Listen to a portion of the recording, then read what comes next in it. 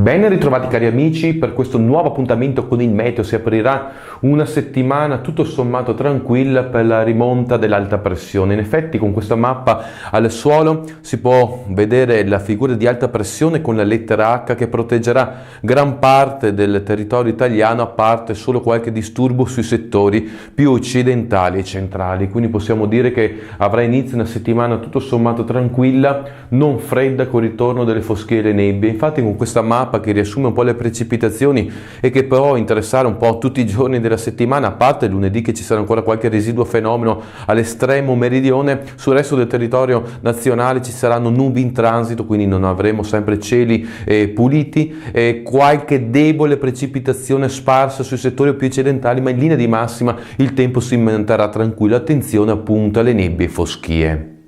Per quanto riguarda il nord-est avremo una settimana caratterizzata da tempo tranquillo, ci saranno spesso delle nubi medio-alte in transito, ma molta attenzione nottetempo nelle prime ore alle foschie e alle nebbie che localmente, soprattutto sui settori centro-meridionali, potranno essere permanenti e con temperature che in quota saranno più calde, quindi si avrà il fenomeno dell'inversione termica. In linea di massima quindi avremo una settimana tranquilla, attenzione, ribadisco, alle nebbie e alle foschie sui settori padani e sulle vallate interne, ma per quanto riguarda il freddo sembra ancora lontano. Per ora è tutto, ci sentiamo nel prossimo appuntamento.